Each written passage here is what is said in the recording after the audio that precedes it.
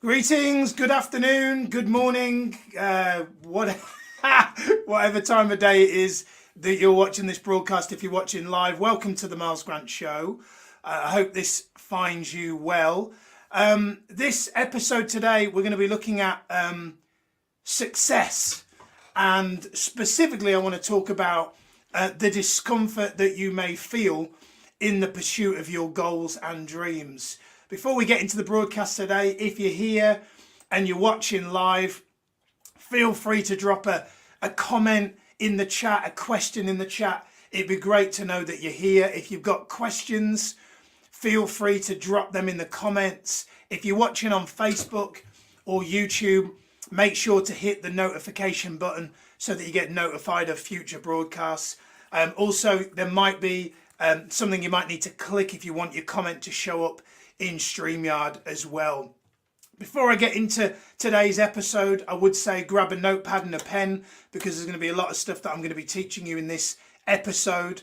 By the way, full disclaimer, before we get into this episode, I want to kind of make it explicitly clear before we get into content. I'm probably not going to be teaching you anything new today. The way that it's taught might be new, but I'm not really going to teach you anything new today, and here's why. A couple of weeks ago, I got blessed with the opportunity to speak at my good friend Nick James's event in London, Wembley, in front of 350 people. And I started the talk by saying, I'm not going to teach you anything new.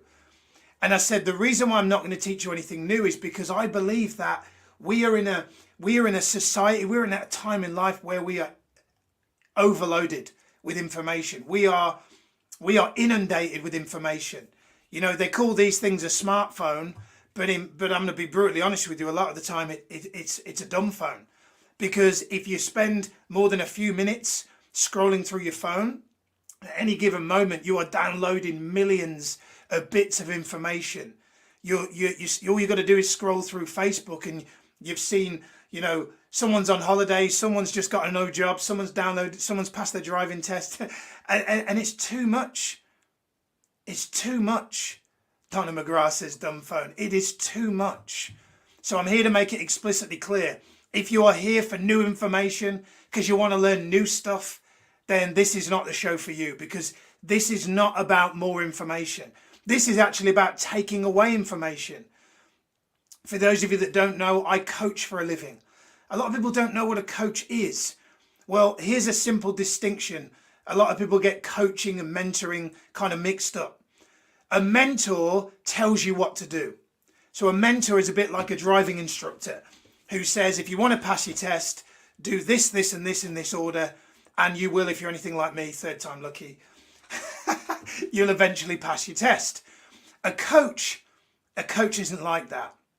You see, what a coach does is it asks someone such as Donna a question and then leaves the space for Donna to answer that question from within.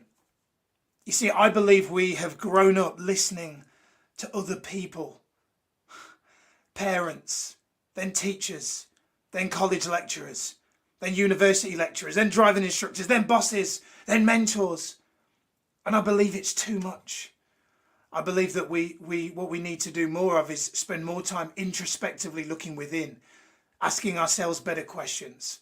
So I just want to get out of the way. This show, the purpose of this show, the purpose of this episode in particular, is not to give you more information, but it's to remind you of what you already know. You see, it's common sense to work out, but the majority of the planet don't do it on a regular basis.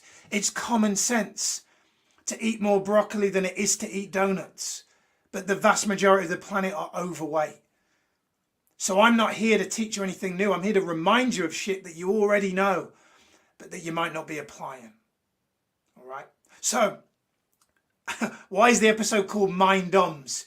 Well, I come from a fitness background, and if you're not familiar with the acronym DOMS, in fitness, it stands for delayed onset muscle soreness. You know that saying, no pain, no gain? Well, what that effectively means is that if you experience pain in fitness, now I don't mean getting injured, but if you experience pain in fitness, it can be a good thing.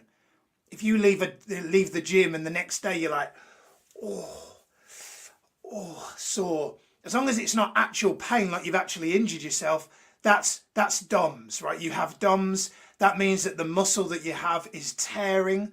Therefore, it will then repair and will rebuild itself to be better. So I believe in the pursuit of our goals, we have to experience some DOMS. And I specifically say to my clients, when they're going through a period of, Miles, oh my God, like, I spoke to a client the other day and they said, I've now got 12 paying coaching clients and I'm overwhelmed. And I said, well, this is interesting, isn't it? Because 6 months ago, your biggest problem that you came to me with was that you didn't have any clients. And now you have a new problem. In fact, another good friend of mine, Rob Moore, says, most people's biggest problem, he said, do you know what most people's biggest problem is? They think they shouldn't have any problems. So DOMS in the personal development, in this sense that we're putting it today, is firstly, I just want to say, if right now you're going through a period of discomfort, but you have a goal and you can feel that you're moving towards that goal, DOMS, mind DOMS is part of it. There is no pain, no gain. I know Donna, for example, is building a business. And I know that the challenges that she's experiencing right now are probably very different than she was experiencing just a couple of years ago. And to think that Donna shouldn't have problems is why most of us have problems, because we think that we're going to get to this Skittles rainbow and everything's going to be shiny and dandy and everything's going to be perfect and we're not going to have a problem. Life doesn't work like that. Life is constantly testing us, forcing us to grow, forcing us to evolve. That is what life is. And if you didn't have that, you would be dead. You're like, Miles, I thought this was going to be motivational. You're fucking depressing me. Well, no, I'm trying to give you tough love, right? Trying to give you tough love. So let's get into the episode, shall we? Grab a notepad. I'm going to take you through this acronym DOMS as to what it stands for in the sense of pursuing your goal. I've got posters falling off the walls in the room. So I'm going to give you a breakdown of what this acronym DOMS means in this context. So the first D, arguably the most important foundational element of your pursuing your goals and dreams. Without this, it will be near on impossible for you to be successful, near on impossible for you to achieve your goals. And it's this thing that we call driver. Don't know if you can see that. The light's kind of glaring in the camera there. Driver. What do I mean by driver? Well, what most people do in the pursuit of their goals is they just get cracking. They just get started. And there's nothing fundamentally bad with that. But the problem with just cracking on with your goals is that if you don't have a big enough driver, or if you don't have the right motive, you will find that you probably run out of steam or fuel. So what a lot of people do in the pursuit of their goals and their dreams is they want to know how they're going to do it. But Miles, I don't know how. Miles, I'd really love to make £1 million, but I don't know how. And here's the key thing I've learned, is that without the right driver, any goal is near on impossible to achieve. But with the right driver, it makes it that much easier. Let me give you an example. If I said to you, I want to achieve £1 million, but I don't know how. Without the right motive, that's just an airy-fairy goal. It's a nice to have thing, right? I want to be a millionaire, nice to have. But if you then say to me, Miles, if I get news from a family member that they have a life-threatening illness and we need to fly them to the US for medical treatment, and it's going to cost in excess, all the fees, all the travel, the back and forth, the appointments, is going to cost close to £1 million. All of a sudden, that has new meaning as to why I have to make that money, because it's all of a sudden not about some aesthetic kind of nice to have materialistic possession based wanting £1 million. It has a very, very deep rooted reason. 15 months ago, if you were with me back at the start of COVID, my income went to zero. Presenting events, seminars all over hotels all over the country, business went to zero. Remember getting home from that night of knowing that was the last seminar in a hotel. I was at the Holiday Inn in Bloomsbury in London, and got home, sat down with Mrs. Grant and said, I don't know what we're going to do. And after a few days of kind of sulking, of thinking maybe we could just write it out on savings, I started to go to work on rebuilding. And within 103 days, I'd matched the income that was lost. Now, I don't tell you that to brag or to show off or to impress you, but I tell you that because I was like, fuck me. If I don't replace this income, we've just had Sage, she's 6 months old. Sattie's maternity leave is running low. Our savings will only last for a certain amount of time. If I don't make this fucking income, if I don't find a way to generate an income for this family, we're fucked. And so I went to town on every day, working sunrise till sunset, working like a dog to figure out how to replace that income. 103 days later, I did it. So if the situation right now isn't working for you, if there's an area of your life that isn't working for you right now, my challenge to you is you haven't spent enough time on why you must make that goal happen. And it is your inability to do that that will hold you back from achieving the goal that you want to achieve. So you've got to work on that. Number two, second, is what we call objective. Now, I would have liked the word perspective, but that wouldn't fucking fit in my DOMS acronym. So I had to go with objective, even though Queen's English probably isn't the right word, but fuck it. I don't care. It's my show. I'll do what I like. What do I mean by objective? Well, what I mean by objective is just the other day I was coaching clients and I said to them, give me a word that you've ever heard. If you're in Britain, if you're in England, maybe not actually, maybe just anywhere in Europe, give me a negative word that you've heard weather forecasters use about rain. And they were like miserable, glum, gloomy, horrible, all these negative words. And I said, isn't it interesting that the media uses words like that to describe rain? When if you were in Uganda, or forgive me if that's not the appropriate African country that would experience a drought, but if you were in a country such as Uganda that experiences low rainfall, rain would be the fucking solution to a famine.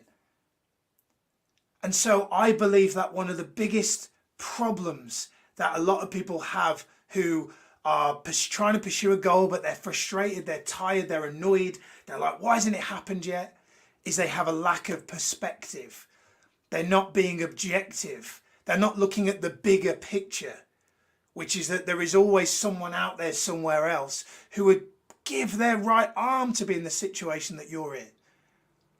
There are people regularly on dinghies trying to get across the English Channel to get into England because this is seen as a lottery ticket to live here. Just the fact that you live in the UK means that you are in the top. Forgive me, I posted the other day that we're in the top 1% of countries in the world. And then I got some fucking idiot in my messenger saying, actually, Miles, you'll find that it's not the top 1%. I was like, fuck off. The point is, if you live in Britain, if you've got a roof over your head, if you can turn the light on and off, if you can turn a tap and fresh, clean water comes out that you can drink that isn't going to make you sick, you're fucking rich. And your inability to see that will see you not appreciate what you've already got, which means if you achieve what you want to achieve, you won't fucking appreciate it anyway. That was ranty, wasn't it? That was very ranty. Forgive me for that. In fact, no. Why am I saying that? That's an old pattern. Debbie Doherty's here. Wagwan. Don't know why I just said that to Debbie. She's from Scotland. We've got like the Eurovision Song Contest here. We've got Donna who's from Ireland. We've got Debbie from Scotland.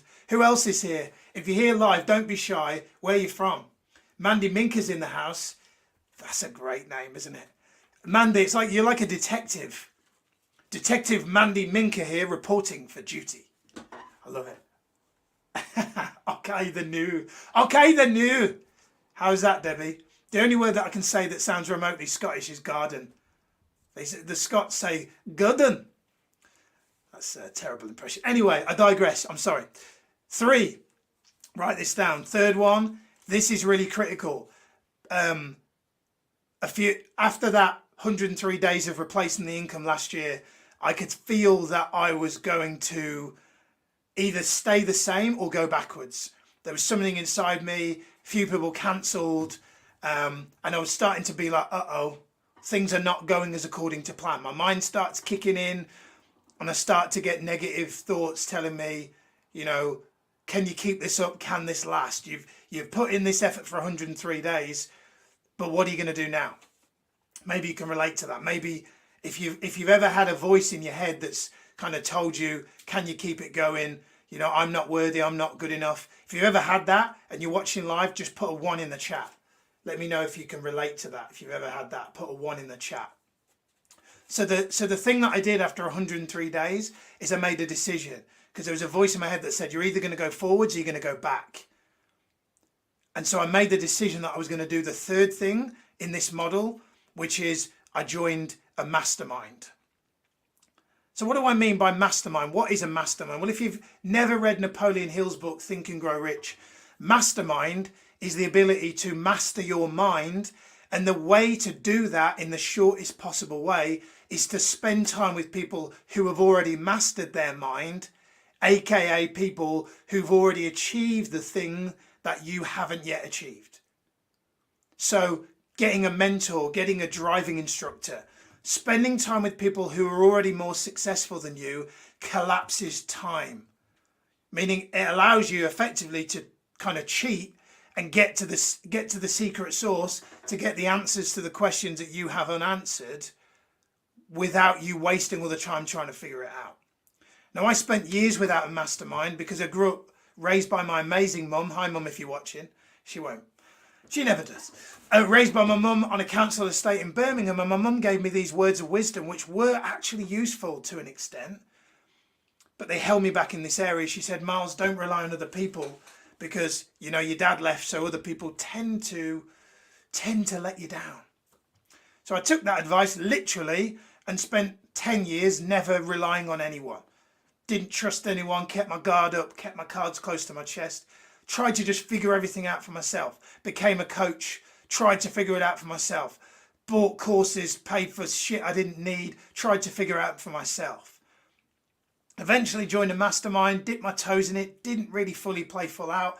Last year, spent close to £10,000 in a mastermind group, got a return on investment within 3 months, took my income from replacing that income to over 6 figures within 12 months.